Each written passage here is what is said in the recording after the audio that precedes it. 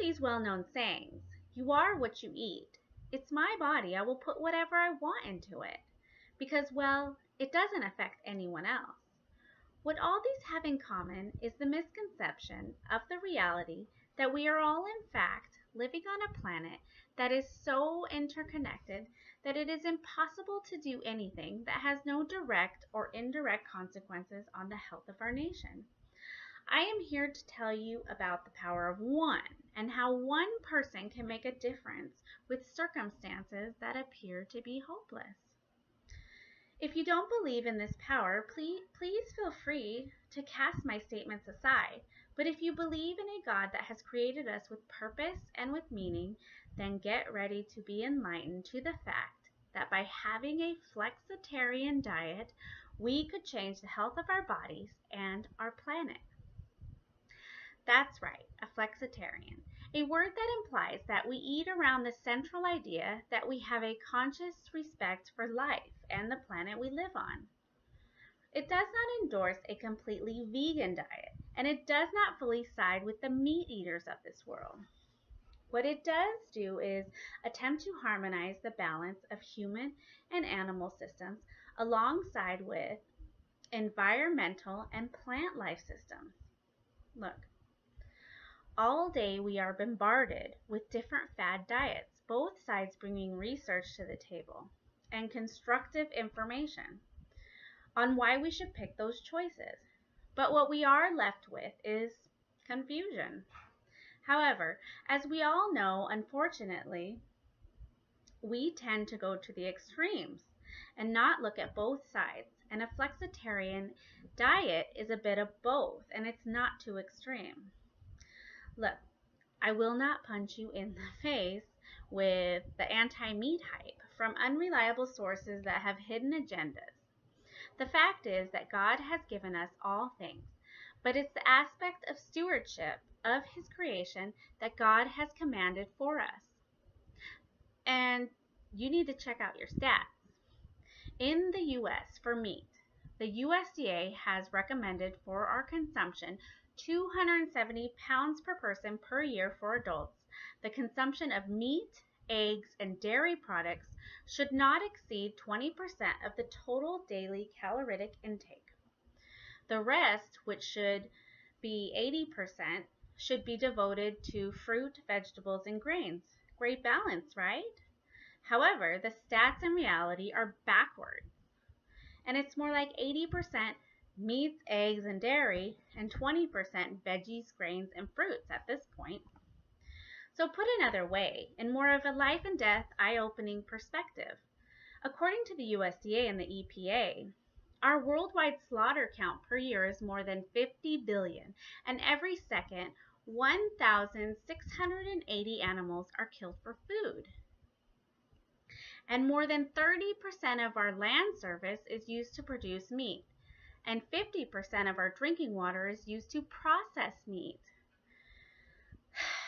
You may be thinking, well, hey, it's all good. I'm just one person.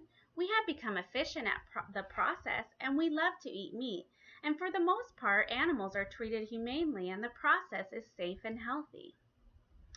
Well, my answer to that is do a small search for yourself and find out the truth about the horrific conditions most of our meat is processed and treated.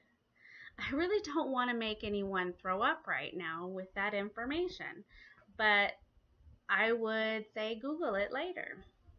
Again, as I stated earlier, I am not here to tell you not to eat meat. The stats that I have been quoting are true. However, the most frightening stats I want to share with you before moving on is that households are wasting around 570,000 tons of fresh meat per year, according to the new book Armageddon. 50 million chickens, 1.5 million pigs, and 100,000 beef cattle globally. That is 12 million animals.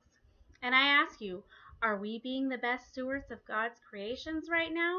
In light of all these facts, I have my doubts. Okay, by now you're probably thinking to yourself, great. Here comes the eat your vegetables part, and if we are all vegans, the world would be a better place. Yes, There are many benefits to your health and the environment by doing that. But it would be far worse for the world if we all did that. According to the American Journal of Clinical Nutrition, which have analyzed 6 different studies to try to establish whether vegetarians live longer, and the report found out that low meat consumption decreases the risk of death and increases life expectancy by 3.6 years.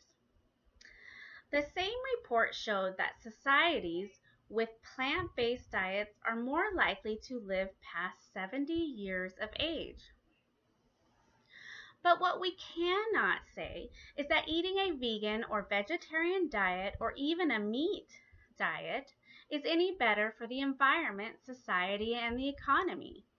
It's not just meat that increases greenhouse gases.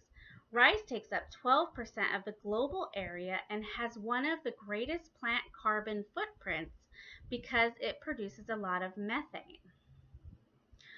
According to a new study by the researchers at Carnegie Mellon University, they say that adopting the USDA recommendations that people incorporate more fruits, vegetables, and dairy and seafood in their diet would be worse for the environment than what Americans currently eat today.